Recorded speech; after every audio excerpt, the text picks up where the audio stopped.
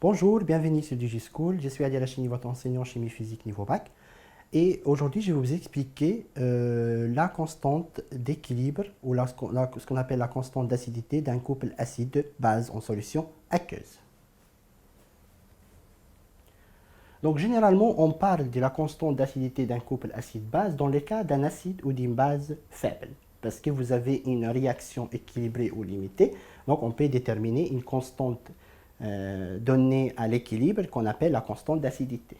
La constante d'acidité Ka, qui est présente ici, est par définition égale à la concentration des produits divisée par les concentrations des réactifs.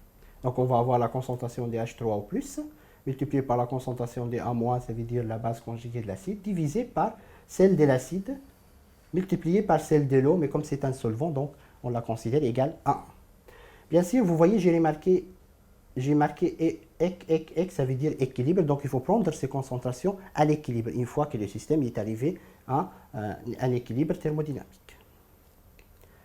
La constante d'acidité Ka est une constante sans unité, donc sans unité, propre à chaque couple, ne dépend que de la température, donc elle va varier en fonction de la température. C'est pour ça qu'on parle d'une constante d'acidité, on précise à quelle température a été mesurée.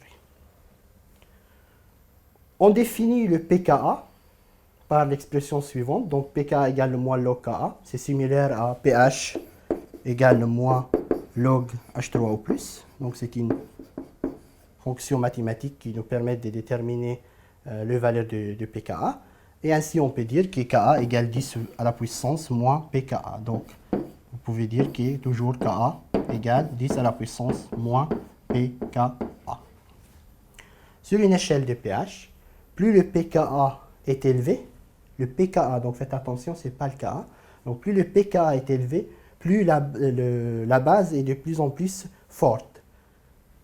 En même temps, plus le pKa est faible, plus l'acide est de plus en plus fort. Donc, si le pKa va vers le 0, l'acidité devient forte, et si le pKa va vers 14, la basicité devient forte.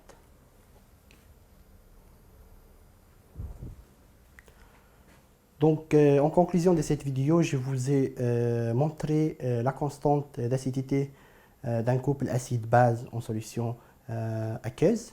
Je vous conseille à regarder les autres vidéos concernant les réactions chimiques, également les définitions des acides forts, acides faibles, bases fortes, bases faibles. Et je vous dis à bientôt sur DigiSchool.